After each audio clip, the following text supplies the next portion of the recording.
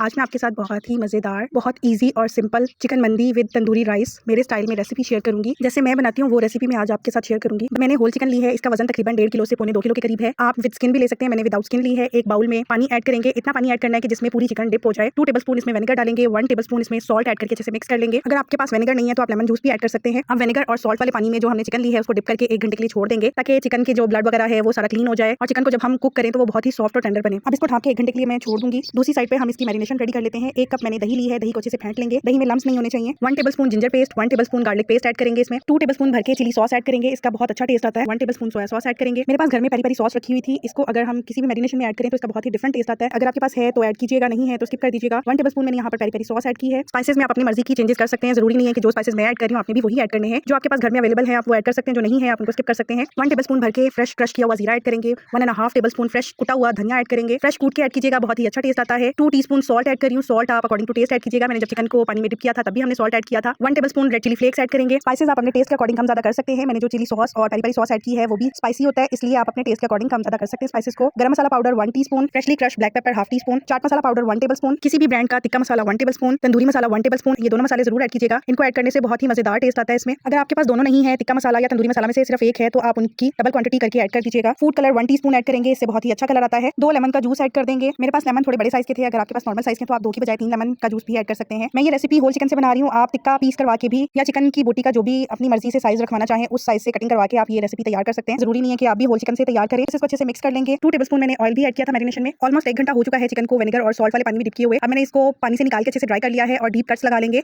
Deep cuts आप vinegar और salt वाले पानी में डिप करने से पहले लगा सकते हैं, मैं भूल गई थी लगाना। कट्स इसलिए लगाए जाते हैं ताकि मैरिनेशन चिकन के अंदर तक एब्जॉर्ब हो और चिकन के अंदर तक मैरिनेशन का स्पाइसेस का टेस्ट आ जाए। जो मैरिनेशन हमने रेडी की है इस चिकन को अच्छे से मैरिनेट करेंगे। जो कट्स लगाए हैं उनको भी अच्छे से मैरिनेशन से फिल करेंगे। मैरिनेशन से चिकन का अच्छे से मसाज करेंगे ताकि सारा मैरिनेशन अच्छे से एब्जॉर्ब हो चिकन में। और मैं चिकन को मैरिनेट करके इसको ओवरनाइट के लिए छोड़ रही हूँ। आप कम से कम 2 से 3 घंटे जरूर छोड़िएगा, क्योंकि होल चिकन है, स्पाइसेस को एब्जॉर्ब होने में थोड़ा सा टाइम लगेगा और जितना ज्यादा आप टाइम देंगे चिकन का उतना ही अच्छा टेस्ट आएगा। कढ़ाई में मैंने तकरीबन 2 कप के करीब ऑयल डाला है। ऑयल को अच्छे से गर्म कर लेंगे और जो चिकन मैरिनेट किया था उसको 7 से 8 मिनट एक साइड से फ्राई करेंगे, 7 से 8 मिनट ही दूसरी साइड से फ्राई करेंगे। अच्छा सा गोल्डन कलर आना चाहिए। ये स्टेप इसलिए किया जाता है ताकि चिकन के जितने भी जूसेस और स्पाइसेस हैं वो अंदर लॉक हो जाए और चिकन के अंदर तक स्पाइसेस का टेस्ट आए और चिकन बहुत ही सॉफ्ट और टेंडर बने। चिकन को मैंने दोनों साइड से फ्राई कर लिया है, ये देखिए अच्छा सा गोल्डन कलर आ चुका है। अब मैं इसको निकाल लूंगी। अब हमने चिकन को स्टीम करना है। बड़ी सी मैंने कढ़ाई ली है, उसमें 2 से 3 कप मैंने पानी डाल दिया है। इस तरह से मेरे पास स्टैंड है, उसमें बटर पेपर लगा लेंगे और चिकन जो हमने फ्राई किया है वो रख देंगे। जो बची हुई मैरिनेशन है वो डाल देंगे इस पर। आप इसको फ्राई करने के बजाय डायरेक्ट स्टीम भी कर सकते हैं, स्टीम करने के बाद इसको फ्राई कर सकते हैं। जो स्टेप आप पहले करना चाहें कर सकते हैं, कोई भी हार्ड एंड फास्ट रूल नहीं है इसमें। और इसको थोड़ा सा और अट्रैक्टिव दिखाने के लिए, अच्छी लुक के लिए थोड़े से मैं इस पे व्हाइट तिल स्प्रिंकल कर रही हूँ। इसको ढक के हल्की आंच पे तकरीबन 1 घंटा या चिकन को कुक होने तक हम स्टीम करेंगे। दरमियान में आप छुरी से किसी स्टिक से प्रिक करके चेक कर सकते हैं कि चिकन गल गया है या नहीं गला। 40 मिनट्स बाद मैंने ढक्कन खोल के चेक किया था, चिकन में थोड़ी सी कसर थी, मैंने दोबारा ढक के 20 से 25 मिनट के लिए दोबारा स्टीम होने दिया था।